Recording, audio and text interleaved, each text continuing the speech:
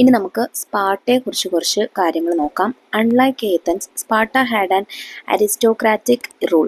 അപ്പോൾ ഏതൻസിനെ പോലെ ആയിരുന്നില്ല സ്പാർട്ട. ഏതൻസിൽ ഡെമോക്രസി അഥവാ ജനാധിപത്യമാണെങ്കിൽ സ്പാർട്ടയിൽ പ്രഭുഭരണമായിരുന്നു.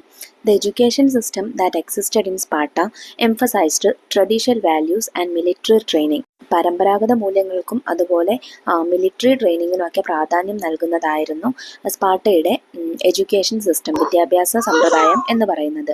In Sparta boys were required to serve in the military for 23 years. സ്പാർട്ടയിൽ 23 വർഷമായിരുന്നു ആൺകുട്ടികൾക്ക് മിലിറ്ററി സർവീസ് നിർബന്ധമാക്കിയിരുന്നത്.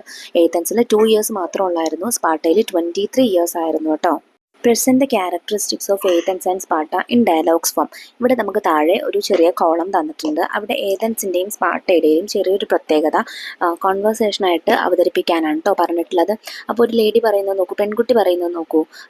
ഏതൻസിനെ കുറിച്ചാണ് പറയുന്നത്. അവർ country is known as the birth place of democracy. ഞങ്ങളുടെ നാട് ഡെമോക്രസിയുടെ ബർത്ത് പ്ലേസ് എന്നാണ് അറിയപ്പെടുന്നത്.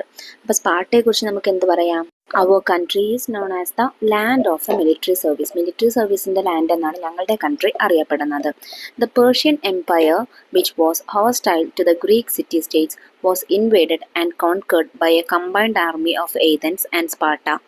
അങ്ങനെ എനിക്ക് ഗ്രീക്ക് സിറ്റി സ്റ്റേറ്റ്സുമായിട്ട് ശത്രുതയിലായിരുന്ന പേർഷ്യൻ സാമ്രാജ്യത്തെ, പേർഷ്യൻ എംപയറിനെ ഏതൻസും സ്പാർട്ടയും കൂടെ പൊരുതി തോൽപ്പിച്ചു.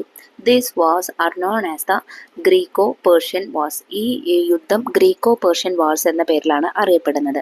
But later Sparta which became hostile to Athens. പക്ഷേ പിൽക്കാലത്ത് സ്പാർട്ടയും ഏതൻസും തമ്മിൽ ശത്രുക്കളായി.